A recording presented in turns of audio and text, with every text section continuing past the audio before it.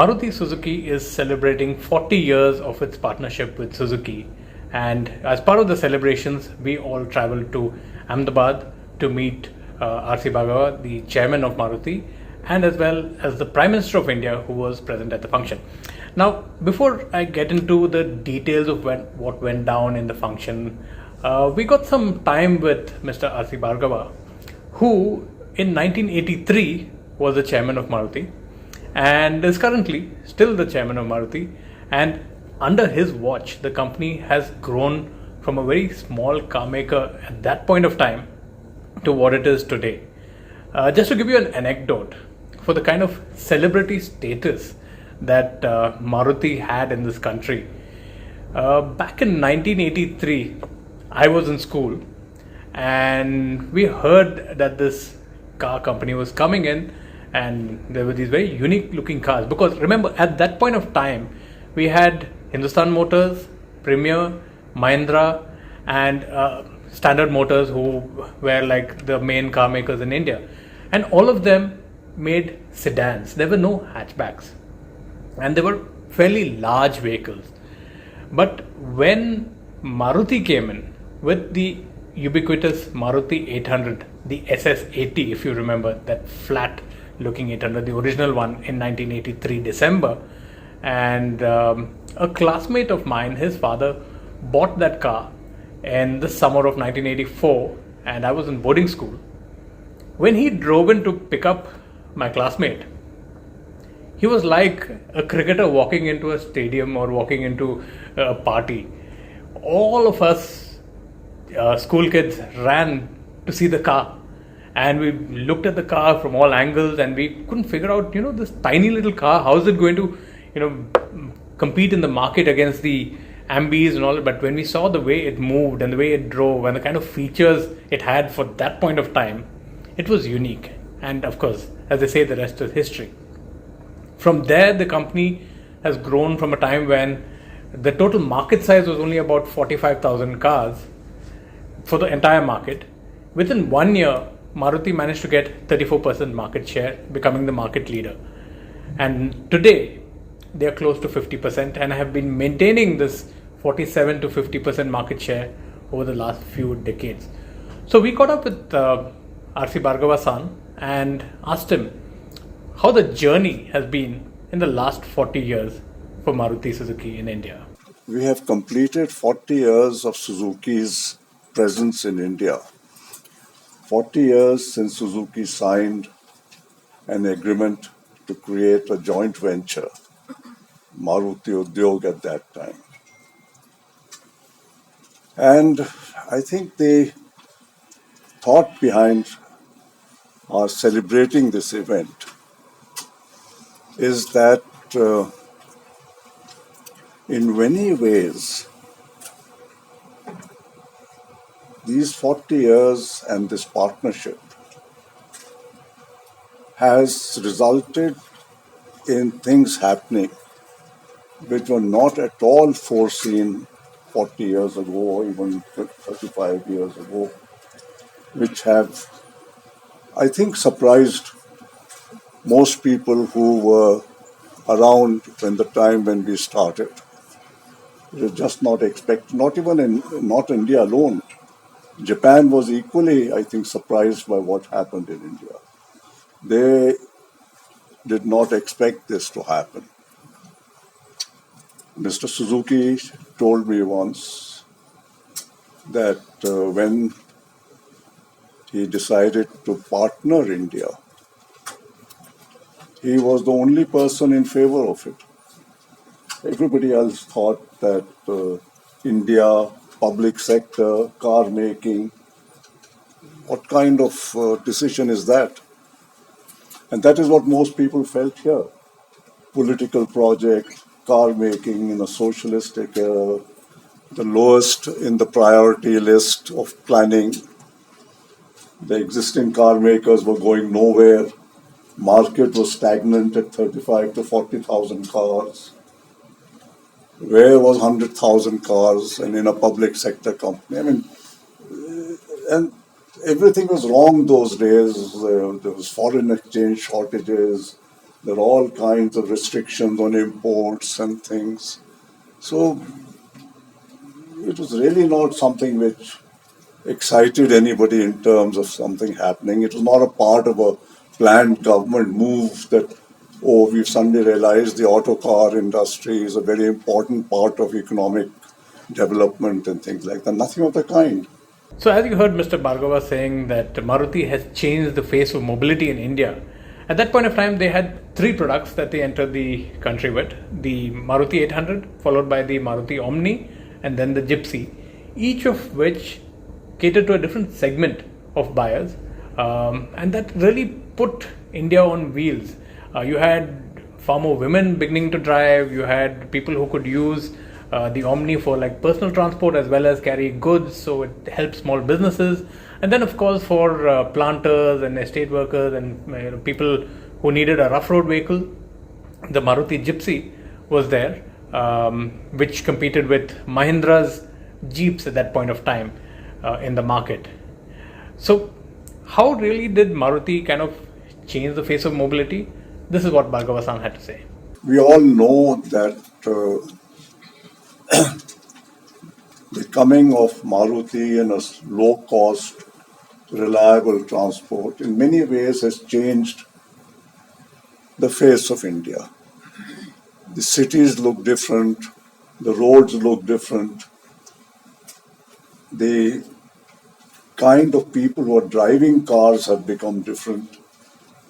We never saw the number of women who drive cars 20, 30 years ago, before Maruti came. Hardly any lady would want to venture out in an ambassador on her own. They always had a driver or somebody to go with you. It's given, therefore, opportunities to women to enter the workforce more freely because they can compute. Going in a bus was never a good option for most ladies. It's made a lot of small entrepreneurs come up because they've had the ability of low-cost transport.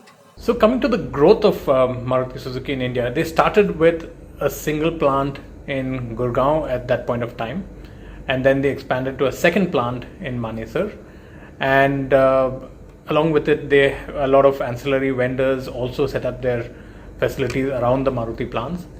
And then in 2011, Maruti moved from Haryana, or really didn't move, they set up a third plant in Gujarat. So why Gujarat when the bulk of their operations was in Haryana, and in fact they've opened yet another plant now in Haryana and Kharkhoda, which was part of this event that we attended. So we asked Bhargava-san, why Gujarat? When Mr. Modi was the chief minister in Gujarat, a lot of industrial activity took place in the state. And when we in Haryana started looking around where we should go to expand, at that time we hadn't decided anywhere. And then we came to the conclusion that Gujarat had two major factors in our favor. One was the fact that the state administration at that time appeared to be by far the most industry-friendly administration anywhere in the country. That is why people were coming to Gujarat, things were happening. What we understood was things happened very quickly. And we were looking for somewhere where we didn't have to, you know what happens when you go and try to get land and facilities and what happens in states. I don't want to talk about those in detail, but I think all of you know what I mean. And then if you know that there's a state where things just happen because the administration and the officers want to help industry get going, then that becomes a very positive factor. The second was, of course, the fact that Gujarat was close to the port from where we were exporting cars.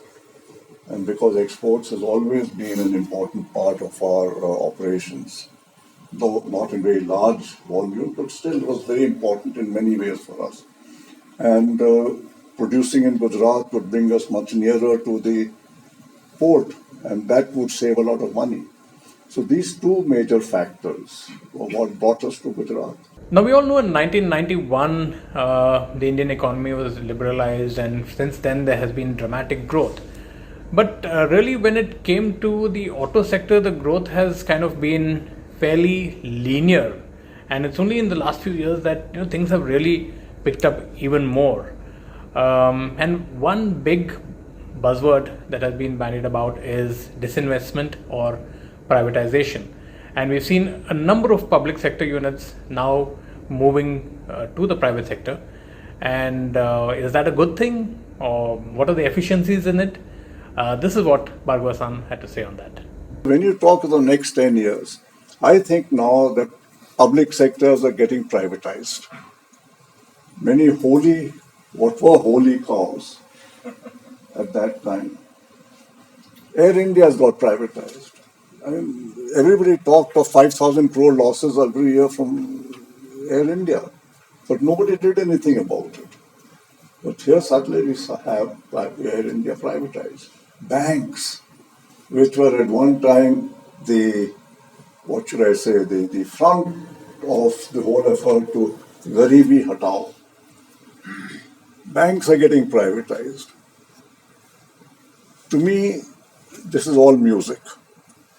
Because after all these 60 years, 65 years of going through government and public sector and president, I have no doubt in my mind that the way forward for India is to rely on the private sector.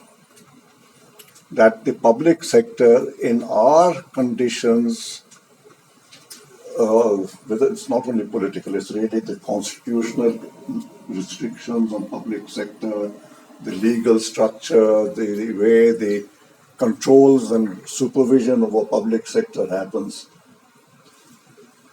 Irrespective of the kind of people you put in the public sector, and I'm not talking of individual exceptions, I'm talking of a system as a whole, the public sector is so handicapped by the entire environment that it can never function. This is besides the fact that the public sector has never functioned in any country of the world. We are not an exception to that. Russia was the biggest exponent of the public sector. You saw what ultimately happened to Russia. Other countries, UK had public sector, France had public sector, but Japan had a public sector. Everybody is getting out of public sector because it was really not efficient enough. So of course, the private sector has its own faults. And I think our private sector is not without a lot of blemishes. I'm not for a moment saying that private sector is perfect. But I am saying that if you balance the negatives and the positives of both private sector and public sector, the balance comes out far more in favor of the private sector than the public sector. So while the auto industry is growing and we have multiple choices of cars today, the entire mobility space itself is changing. I mean, today you have petrol, diesel, of course, but there's also CNG, there's electric, there's hybrids, and there's so many more new technologies that are being talked about coming into the country. So how is the face of mobility going to change? This is what Bhargava had to say on that. I see a very bright future for the automobile industry for the simple reason that mobility is an essential requirement for economic progress. At the moment, or not at the moment, for the last so many decades, we haven't found a better form of mobility than the automobile. Now, if somebody comes up with an earth-shaking revolution in mobility, I can't say. But as things exist today, there is no better form of mobility available which is convenient, safe. Of course, we have to go green. There's no question about it because the damage which is happening to the world through climate change, despite what some people still refuse to believe, you can't deny it. you have to take corrective actions relating to the climate, because otherwise the future generations are gone. So that apart, but I think India is so underpenetrated in terms of, you know, a country can't move primarily on two-wheelers. Two-wheelers is not an efficient form of commuting or movement. It's unsafe, it is inconvenient in terms of cost, and it's not cost, climate, comfort, and all these things. It's not suitable for families. So, but we are the only country in the world where the bulk of the people actually have to move on a two-wheeler. You know, the 220, 230 million registered two-wheelers. If you look at what this means in terms of the population which it covers, because one two-wheeler or two two-wheelers in a family is possible. But then you see how many families this means if you're talking of 230 million two-wheelers. 20 odd two-wheelers are sold every year. So the car industry has to move up, otherwise the whole effort to uplift the quality of life of people will not succeed. And that is why I'm saying that I think that there is a very bright future for the car industry. I'm not saying for any particular fuel or technology.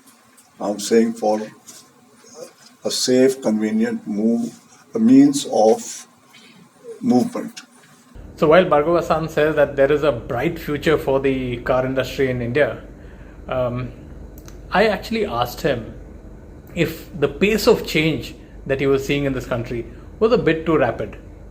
See, the reason being, every time a car maker puts in new investments, there's a new regulation or a new law that comes in which forces them to kind of change their strategy all over again. For instance, diesel cars in Delhi can only be registered for 10 years, which has kind of reduced the market for diesel cars. And Maruti had invested in a diesel plant in 2017, but very soon they've actually shelved the diesel plans and they no longer make diesel cars.